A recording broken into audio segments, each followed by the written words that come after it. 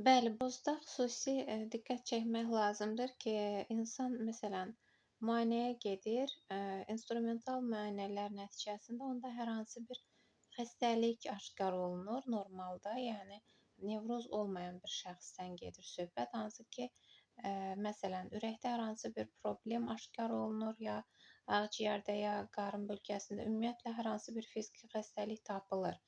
Amma bu nevroz xəstələri hər zaman ürəklərində ağrı olduğundan şikayət edirlər, amma ürəkdə heç bir əlamətlər olsa da, yəni ürəyi müayinə zamanı heç bir ə, yəni xəstəlik tapılmır ürəkdə. Ya da qarın bölgələrində ə, ağrı hiss eləyirlərsə, müayinə olunur və daxili orqanlarda heç bir ağrı səbəbi, yəni fiziki bir xəstəlik tapılmır. Və müəyyən olunur ki, bu insanda nevroz olduğu üçün nevrotik mənşəli ağrılar hiss eləyir. O ağrını həqiqətən hiss eləyir. Həkim deyə bilməz ki, o ağrını hiss eləmir.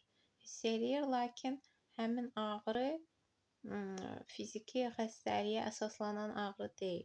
Sadəcə nevrotik mənşəli ağrıdır. Yəni bu ağrıların yeri də dəyişkən olur.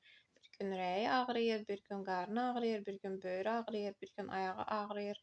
Özünü halsız hiss edir, təzyiqi qalxır, düşür, özünü pis hiss eləyir. Tez-tez həkimə müraciət etməyə çalışır, sağlamlığına həddən artıq diqqət edir.